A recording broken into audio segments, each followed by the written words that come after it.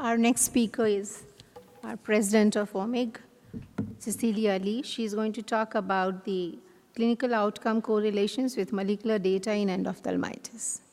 Thank you. So as several speakers already spoke about, we know that post-surgical endophthalmitis is a serious ocular complication following any intraocular procedure.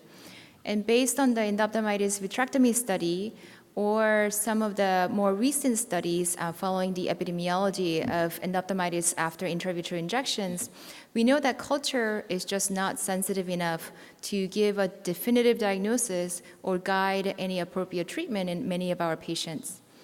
So this idea of using PCR or next-generation sequencing or metagenomic sequencing that Dr. Russ Van Gelder had mentioned earlier, that's not new. And there have been several studies that have really looked at the diagnostic capabilities of these new tools.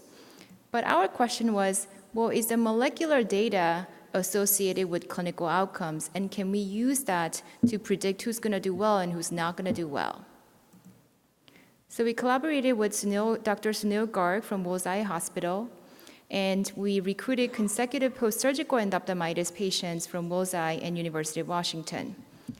After we obtained their intraocular sample, we sent them for traditional microbiology, and we extracted the DNA for first to get PCR of tortenovirus, and I was really glad that Dr. Van Gelder already mentioned about tortenovirus, and his lab had really identified tortenovirus in large quantities in in all the culture-negative endophthalmitis, while he did not see any in any of the control groups. But he didn't have the outcome data back then, so we wanted to look at whether TTV was associated with clinical outcomes. And the remainder, we sent it for whole genome sequencing. So we had 24 culture positive and 26 culture negative cases. The distribution of the culture positivity was not surprising. The majority was staph epi, followed by different species of staph. And there was no clinical or demographic differences between culture positive and culture negative groups, including the median days to presentation and median baseline visual acuity. But what do we learn based on clinical outcomes in these groups? So you can see the graph. The x-axis is time and y-axis is the visual acuity in logMAR. And you can see that culture positive cases did much worse than culture negative cases on month 1, but this was not statistically significant. And if we divided the group not by culture but by whole genome sequencing, we found the same trend that pathogen positive group by whole genome sequencing did worse than pathogen negative group, but this was not statistically significant. We then divided the group into 3 groups: culture negative, staph epi positive, and non-staph epi pathogen positive groups, such as strep, staph aureus, and etc. When we did that, non-staph epi pathogen positive groups did much worse on month 1 and month 3 compared to staph epi and culture negative groups, and this was statistically significant. And we found the same trend with whole genome sequencing if we stratified the group by non-staph epi pathogen positive based on whole genome sequencing, or staph epi or pathogen negative. So did we add anything? Did we gain anything by using whole genome sequencing?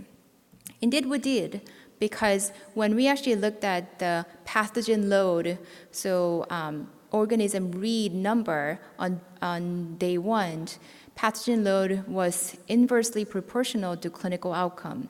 So if you had high load of pathogen in non-staph epi group, on month 1, month 3, they had lower visual outcome. How about tortenovirus?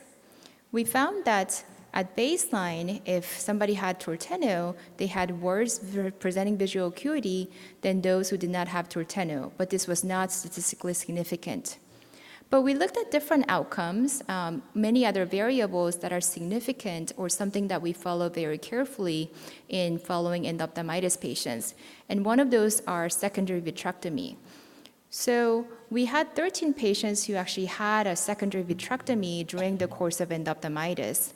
And the majority, the main reason why they had a secondary vitrectomy was because they developed retinal detachment. And to our surprise, if somebody had tortenovirus at baseline, their likelihood of developing, requiring pars plana vitrectomy was more than 5 times greater than those who did not have those who did not have tortenovirus. And if we only look at the pars plana vitrectomy cases that was required because of retinal detachment, all 5 of them had TTV at present. Another way of looking at it is a survival analysis, and we found the same trend, that if somebody had tortenovirus positive, then their likelihood of requiring pars plana vitrectomy was much higher than those who did not. And this was even true when somebody had good visual outcome in month 1, such as visual acuity of 20/40, they still went ahead and developed retinal detachment and required a secondary vitrectomy. One more surprising result was when we stratified our group to culture and TTV status. So if we looked at all the cases that were culture negative and TTV negative at baseline, none of them required a secondary vitrectomy.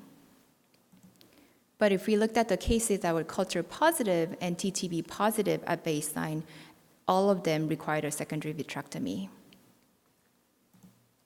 So in conclusion, pathogen negative and staph epi endophthalmitis have better outcome than non-staph epi cases.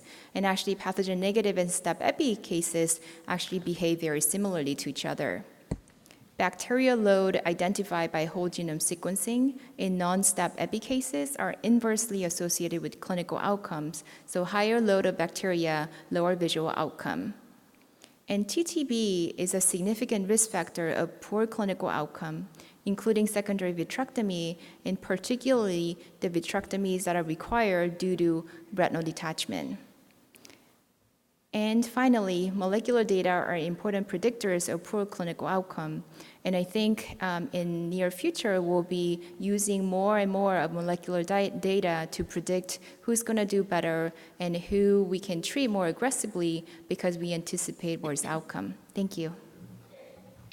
Thank you, Cecilia.